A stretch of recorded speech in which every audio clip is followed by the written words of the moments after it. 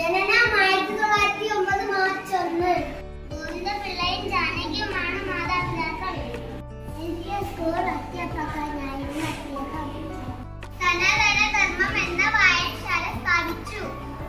വായിച്ചു വളരുക, ചിന്തിച്ച് വിവേകം നേടുക എന്ന് അദ്ദേഹം കുട്ടികളോട് ആഹ്വാനം ചെയ്തു.